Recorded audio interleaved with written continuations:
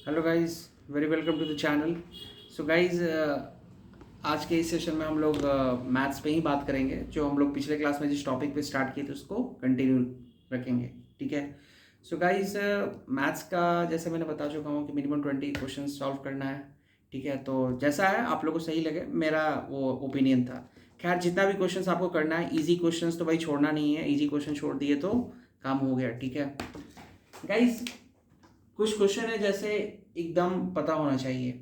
जैसे मैं अभी अलजेब्रा रिलेटेड कुछ इंपॉर्टेंट चीज़ आप लोग के यहाँ से डिस्कस करने वाला हूँ, ये एकदम आना चाहिए। आप ध्यान से यहाँ पे इस क्वेश्चन को गाइस देखो आप लोग। जैसे for example A plus B plus C equal to zero होता है। ध्यान रखना, इससे रिलेटेड सम आता है और आप लोग उसको कैलकुलेशन करने लगोगे। A plus B plus C zero होता है, तो A cube plus B cube plus C cube minus 3 AB C। तो A cube plus B cube plus C cube equal to क्या हो जाएगा, ये 3 ABC हो जाता है। ये फॉर्मूला होता है, ये ध्यान रखिएगा। ठीक है, अगर ये ऐसा हो जाए तो ये फॉर्मूला यूज करना है। अब ए की वैल्यू 10 दे दे, बी की वैल्यू 12 दे दे और सी की वैल्यू -22 दे दे। ध्यान रखना, 10 12 तो ये प्रॉपर्टी है। कभी कभी क्या, अगर ये दे दिया अब इतनी की वैल्यू इतनी है तो मल्टीप्लीकेशन करना है। अब नहीं तो इतना इतना इतना करने कौन जाएगा। ये हमें अगर ये प्रॉपर्टी याद है कि अगर ये तीनों में का सम जीरो होता है तो simply A cube plus B cube plus C cube will be 3 ABC। Guys understood. ठीक है, कि अब ए क्यू निकालोगे, बी क्यू निकालोगे, सी क्यू निकालोगे तो टाइम टेकिंग लग जाएगा ना। वहां पे ऐसे क्वेश्चन बहुत ज्यादा रहेगा कि इसमें आप जाओ और फंसो और बाकी क्वेश्चन नहीं हो वहाँ पे। इसीलिए तो ऐसा पेपर बनाया जाता है। जो अच्छे होंगे तो सिलेक्शन होगा ही, जो खराब होंगे ऑटोमेटिकली बाहर हो जाएंगे। ठीक, तो गाइस फॉर्मूलाज बहुत ही ज़्यादा इंपॉर्टेंट है। दूसरी चीज गाइस, रेशियो प्रोपोर्शन से रिलेटेड बहुत ज़्यादा सम आता है। रेशियो रिलेटेड सम्स बहुत ज़्यादा आता है। ठीक है, जैसे फॉर एग्जांपल क्वेश्चन में दे दिया जाएगा, ये इस टाइप के सम्स आते हैं, बेसिक क्लियर होना चाहिए। कहने का मतलब कि फॉर एग्जांपल ए और बी दो ऑब्जेक्ट है, मतलब दो गाई कोई दो लड़के हैं, ऑब्जेक्ट वाट एवर जो भी हो, दोनों की स्पीड की रेशियो 4x है और 9x है। दिया ये क्वेश्चन में। मैं एक बात बता रहा हूँ, ये मैं जो यहाँ बोल रहा हूँ ना 4x और 9x, वो क्वेश्चन को पढ़ना पड़ेगा वहाँ पे। यही प्रॉब्लम है। मैं यहाँ पे इजीली आपको लग रहा हूँ ना कि अरे ये तो बहुत इजी क्वेश्चन है, ऐसा नहीं। मैं क्या बोल रहा हूँ गाइस, क्वेश्चन जो जिस ईयर का हार्ड है, जिनका शिफ्ट बचा हुआ है, मेरी एक बात को ध्यान से सुनिए आप लोग। जो हार्ड शिफ्ट का पेपर जो भी हुआ 2 से 3 साल पहले, ऐसा तो हुआ होगा पेपर जिसमें मैथ हार्ड आया होगा पूरे सेक्शन में। तो वहाँ का पेपर बना के अभी से प्रैक्टिस करो कि वहाँ पे बैठो तो लगे। ठीक है, तो इसके लिए वहां पे देखो 15 से 16 सम सॉल्व हो रहा है कि नहीं हो रहा है। तो वहां पे देखोगे कि क्वेश्चन यही जो मैं यहाँ पे बता रहा हूँ, वहां पे ये लिखा हुआ है, इन सेंटेंस लिखा हुआ है। तो वहां से आपको पढ़ के ये डेटा को लिखना है।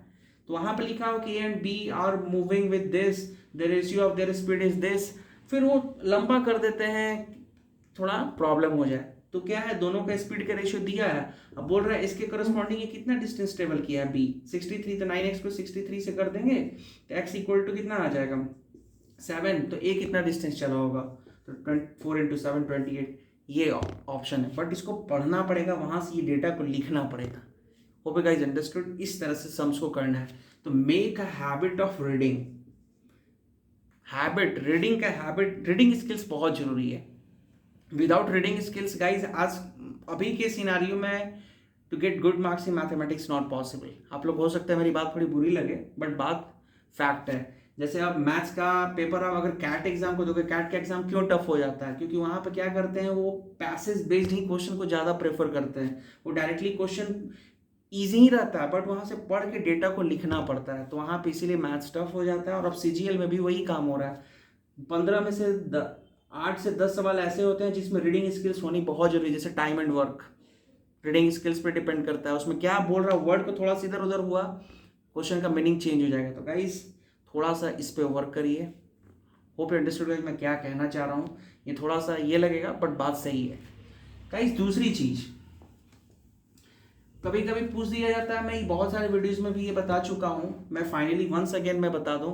डिविजिबिलिटी रूल गाइस थोड़ा करके जाइएगा। डिविजिबिलिटी रूल 2 3 4 5 6 7 8 9 10 11 जनरली यहाँ तक कहीं पूछा जाता है, जिसमें 7 and 11 इज़ वेरी इंपॉर्टेंट। 3 तो सबको पता है, 6 भी सबको पता है, 7 and 11 इज़ इम्पॉर्टेंट।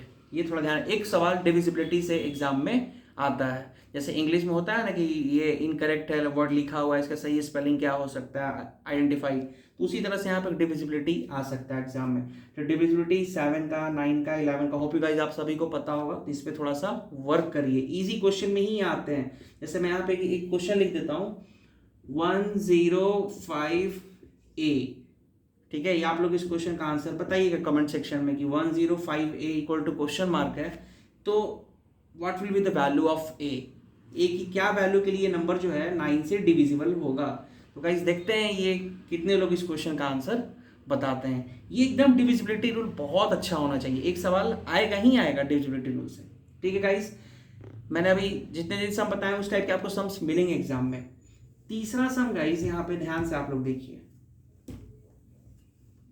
तीसरा सम यहाँ पे थर्ड प्रोपोर्शन निकालने के लिए, फोर्थ प्रोपोर्शन निकालने के लिए, उसका मीन निकालने के लिए रेशियो से आता है क्वेश्चन, ठीक है। तो ये ध्यान रखना है, जैसे ये 2 4 है तो लिख, इसका पूछ जाएगा 2,4 का थर्ड प्रोपोर्शन क्या होता है गाइस। तो डायरेक्टली फॉर्मूला था, ये ए है और ये बी है। रेशियो में पहला टर्म को ये बोलते हैं बी, तीसरे को सी, डी, इस तरह से बोला जाता है।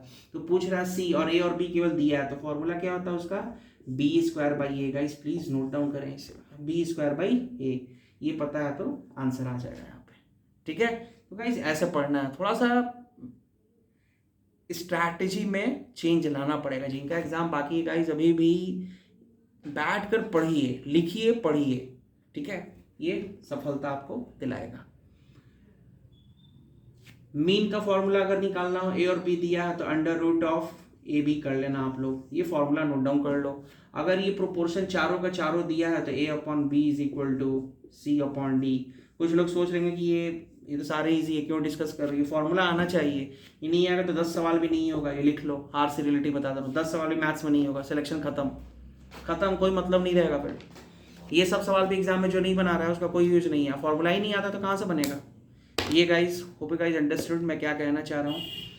थोड़ा सा प्लान पे चेंज लाइए पढ़ने का तरीका। और जो मैं अभी बताया कि किसी 2020 का पेपर थोड़ा कहा था, सीजीएल का मैथ्स का हार्ड था, उसमें 15-16 सवाल भी करना एक लेवल था।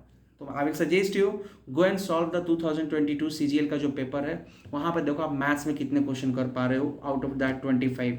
अगर उस 25 में 19-20 कर रहे हो तो डैम श्योर इतना गारंटी है कि ये कमिंग एग्जाम जिसका भी शिफ्ट बाकी है वो आराम से 22 करेगा।